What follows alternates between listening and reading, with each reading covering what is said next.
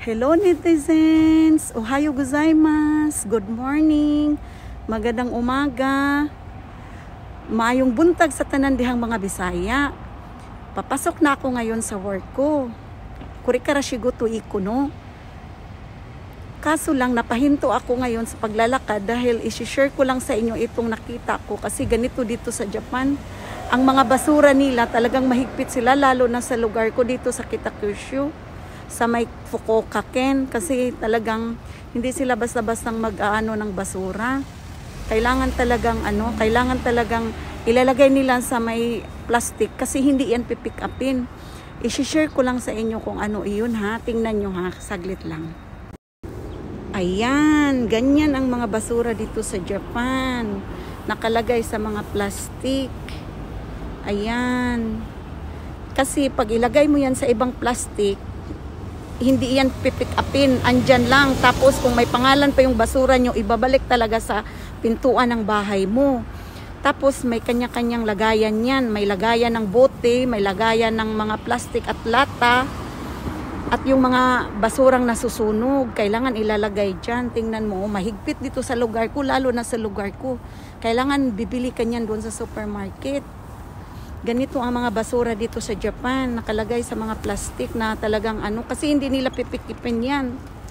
Ganyan ang nila dito sa Japan, mahigpit dito, lalo na sa lugar ko dito sa Kitakyushu, sa may Kokura.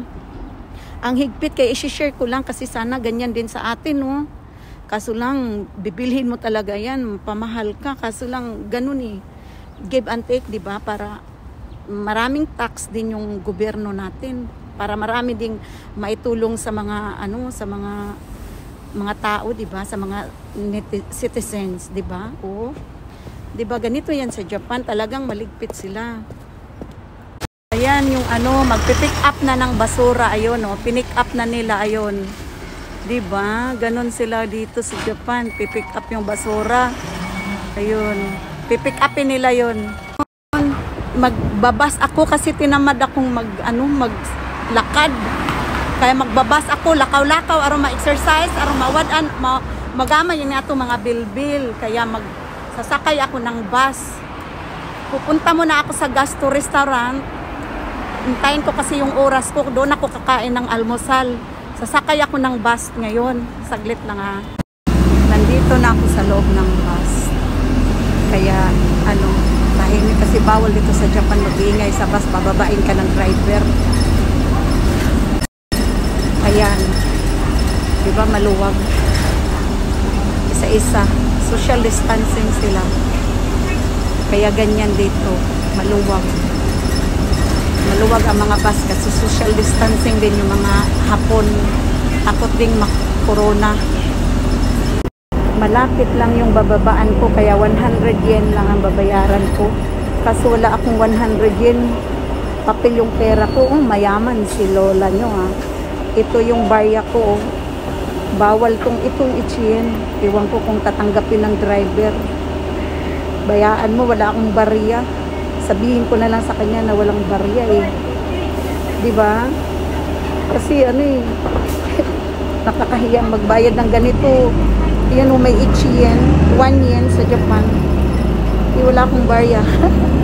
Bayaan na. Good luck to me na lang pagbaba ko. Diba? Ito, bababa na ako. Iwan ko lang. Simasino ni sama kumakain na ichiyen daijoubu. Simasen, arigato desu. Ay, salamat. Pinatawad ako ng driver.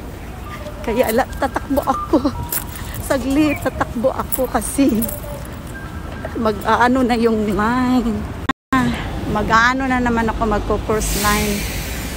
Mamaya, i-ano ko sa iyo kung saan ako kakain sa inyo. Dito na lang muna. Huwag niyong kalimutan mag-subscribe. Ulitin ko, huwag niyong kalimutang mag-subscribe at mag-like sa mga video ko. At please, tapusin niyo naman ang panood para marami akong views, di ba? Sana magustuhan niyo yung video kung sinishare ko sa inyo. I love you netizens. Ingat kayo palagi. Keep safe, lalo na ngayon. Ang dami na namang corona. Ingat kayo palagi. Love you. Bye-bye. See you in my next vlog. Bye-bye.